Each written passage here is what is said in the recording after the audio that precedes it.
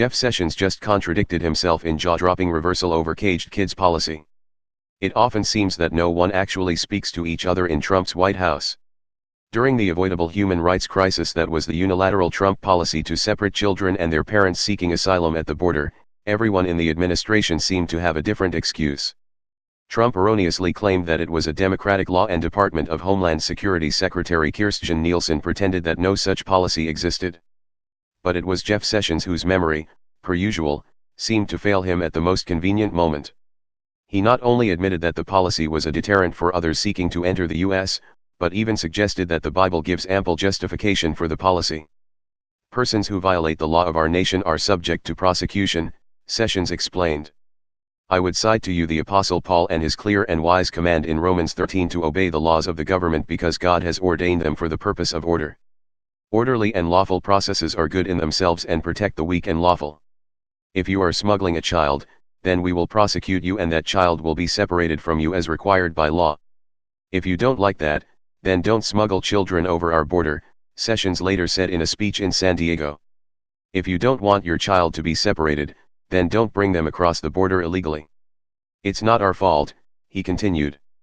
Notwithstanding the fact that he already admitted the real and diabolical purpose of the inhumane policy, Sessions purposefully conflates seeking asylum with violating the law.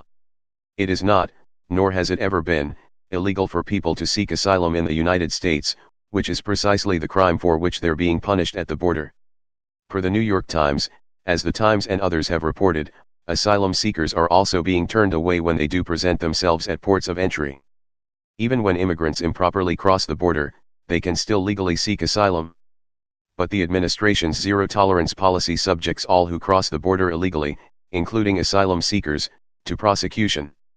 Now, however, Sessions is claiming a new defense. The Attorney General told the Christian Broadcasting Network's David Brody that the administration never really intended to separate families at the border, after all. It hasn't been good and the American people don't like the idea that we are separating families. We never really intended to do that. What we intended was to make sure that adults who bring children into the country are charged with the crime that they have committed.